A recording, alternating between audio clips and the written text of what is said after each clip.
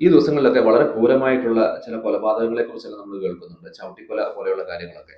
ഇതിന്റെ പുറകില് പ്രവർത്തിക്കുന്ന ആൾക്കാർ, അല്ലെങ്കിൽ ഇതൊക്കെ ചെയ്യുന്ന ആൾക്കാർ ചെറുപ്പകാലം മുതൽ തന്നെ ക്രൂരന്മാരായിരുന്നു എന്ന് നമുക്ക് വിശ്വസിക്കാൻ പറ്റത്തില്ല. അവരൊക്കെ ചെറുപ്പകാലത്ത് നല്ല മനുഷ്യന്മാരായിരുന്നു. പക്ഷെ സാഹചര്യങ്ങളും അതോടൊപ്പം തന്നെ ചില ഡ്രഗ്സുകളുടെയൊക്കെ ഉപയോഗം, ലഹരി മരുന്നുകളുടെയൊക്കെ ഉപയോഗം കൊണ്ടാണ് ഇവര് ഇത്തരത്തിലേക്കൊക്കെ വരുന്നത്.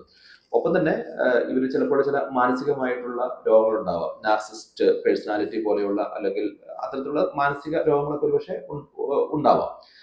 എന്തൊക്കെയാണെങ്കിലും ഇത്തരത്തിലുള്ള ക്രിമിനൽസിനെ രൂപീകരിക്കുന്നതിൽ മാതാപിതാക്കൾക്കുള്ളൊരു പങ്കിനെ കുറിച്ചും കൂടി എനിക്ക് സൂചിപ്പിക്കാതിരിക്കാൻ പറ്റത്തില്ല. ഈ നമ്മളിപ്പം റെഫർ ചെയ്യുന്ന ആൾക്കാരുടെയൊക്കെ മാതാപിതാക്കൾ മോശമാണോ നല്ലതാണോ എന്നുള്ള ഒരു വിലയിരുത്തലല്ല നമ്മളിവിടെ നടത്തുന്നത്. പക്ഷേ കൗൺസിലിംഗ് അനുഭവങ്ങളിലൊക്കെ ഒരുപാട് കുട്ടികൾ അവര് വഷളായി പോകുന്നതിന്റെ ഒരു പ്രധാന റീസൺ മാതാപിതാക്കളാണ് എന്ന് കൂടി പറയാതിരിക്കാൻ പറ്റത്തില്ല. കാരണം അവരുടെ ചില മോഡലിംഗ് ആണ്.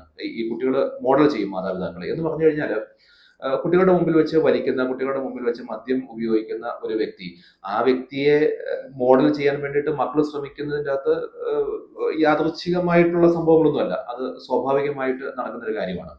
അതുകൊണ്ട് തന്നെ എൻ്റെ ഒരു തോന്നൽ എന്ന് പറയുന്നത്, നമ്മൾ മാതാപിതാക്കൾ മക്കളുടെ മുമ്പിൽ വെച്ച് മദ്യപിക്കുക, അല്ലെങ്കിൽ സിഗരറ്റ് വലിക്കുക, അങ്ങനെയുള്ള കാര്യങ്ങൾ, അതായത് കുട്ടികൾ ഇത് ചെയ്യുകയാണെങ്കിൽ അവരുടെ ജീവിതത്തിൽ പ്രശ്നമുണ്ടാകുന്ന കാര്യങ്ങൾ നമ്മൾ ചെയ്യാതിരിക്കാനുള്ള ഒരു മനസ്സ് നമുക്കുണ്ടാവണം. അതാണ് ഒരു ഒരു ഒരു ഗുഡ് പേരന്റിങ് എന്നതുകൊണ്ട് അർത്ഥമാക്കുക. അതോടൊപ്പം തന്നെ കുട്ടികൾ പുറത്തൊക്കെ പഠിക്കാൻ പോകുന്നത് പലപ്പോഴും ഞാൻ ശ്രദ്ധിച്ചിരിക്കുന്ന ഒരു കാര്യം എന്ന് പറയുന്നത്, അവർ ലഹരിയൊക്കെ ഉപയോഗിക്കുന്ന സ്ഥലങ്ങൾ തേടി പഠിക്കാൻ പോകുന്ന ഒരു പ്രവണതയുണ്ട്. അവർ പറയും ഇന്ന കൺട്രി പോവുകയാണെങ്കിൽ നല്ലതാണ്, ഇന്ന കോളേജിൽ പോവുകയാണെങ്കിൽ, ഇന്ന യൂണിവേഴ്സിറ്റി പോവുകയാണെങ്കിൽ നല്ലതാണെന്നൊക്കെ പറയുന്നുണ്ട്. അതിന്റെ പുറകിലെ ചേതോവികാരം എന്താണെന്ന് മനസ്സിലാക്കിയെടുക്കാനുള്ളൊരു സാമാന്യ ബുദ്ധി നമ്മുടെ മാതാപിതാക്കൾക്ക് നിർബന്ധമായിട്ടും ഉണ്ടാവണം. അല്ലെങ്കിൽ ഇവര് പുറത്തേക്ക് പോവുകയും ഇവര് അകപ്പെടുന്ന കെണികൾ എന്ന് പറയുന്നത് വളരെ വലുതായിരിക്കും.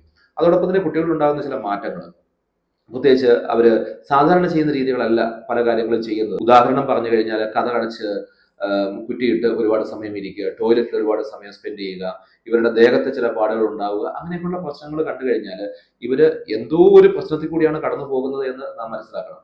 അതോടൊപ്പം തന്നെ ഇവർക്ക് സ്ട്രെസ് വളരെയധികം കൂടുന്നു, ഇവർക്ക് അസാധാരണമായ രീതിയിൽ ഒരുപാട് ഫ്രണ്ട്സ് ഉണ്ടാകുന്നു. ഇങ്ങനെയുള്ള കാര്യങ്ങളൊക്കെ കണ്ടു കഴിഞ്ഞാൽ തീർച്ചയായിട്ടും അത് എന്തുകൊണ്ടുണ്ടാകുന്നു, എന്താണ് അതിന്റെ പുറകിൽ സംഭവിക്കുന്നത് എന്ന് മനസ്സിലാക്കാൻ വേണ്ടിയിട്ട് നമ്മൾ ശ്രമിക്കണം.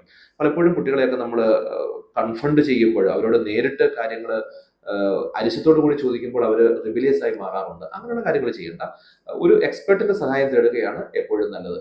അങ്ങനെ നമ്മുടെ മക്കളെ നേരായ രീതിയിൽ നമുക്ക് വളർത്താൻ സാധിച്ചു കഴിഞ്ഞാൽ ഇതുപോലുള്ള ക്രിമിനൽസിനെ ഒഴിവാക്കാൻ സാധിക്കും എന്ന് വിശ്വസിക്കുന്ന ഒരാളാണ് ഞാൻ. അതിന്റെ ഒപ്പം തന്നെ കൂട്ടുകാരുടെ സമ്മർദ്ദം പോലുള്ള കാര്യങ്ങളൊക്കെ ഉണ്ട്. മോശമായിട്ടുള്ള കൂട്ടുകെട്ടുകളിലേക്ക് കുട്ടികൾ പോകുന്ന സാഹചര്യം നമ്മൾ ഉണ്ടാക്കി കൊടുക്കാതിരുന്നാൽ മതി. അതിനനുസരിച്ചുള്ള ചില അഡ്വൈസുകളും കാര്യങ്ങളും ഒക്കെ നമ്മൾ മക്കൾക്ക് കൊടുക്കണം. കംപ്ലീറ്റ് അഡ്വൈസുകൾ ഒഴിവാക്കുക എന്ന് പറയുന്നതിൻ്റെ അകത്ത് അർത്ഥമുള്ള അഡ്വൈസുകൾ തീർച്ചയായിട്ടും കൊടുക്കണം. ഒപ്പം തന്നെ നമ്മൾ മക്കളുടെ കൂടെ കൂടാൻ വേണ്ടിയിട്ട് ശ്രമിക്കണം. അവരുടെ കുപ്പായം അണിഞ്ഞിട്ട് അവരിൽ ഒരാളായിട്ട് മാറാൻ വേണ്ടിയിട്ട് നമുക്ക് സാധിച്ചാൽ, അവരുടെ ഒരു കളിക്കൂട്ടുകാരനായിട്ടും അപ്പനായിട്ടും അമ്മയായിട്ടും സഹോദരനായിട്ടും സഹോദരിയും ഒക്കെ ആയിട്ട് മാറാൻ പല റോളുകൾ അഭിനയിക്കാൻ വേണ്ടിയിട്ട് നമുക്ക് സാധിച്ചു കഴിഞ്ഞാൽ അത് എപ്പോഴും നല്ലതായിരിക്കും.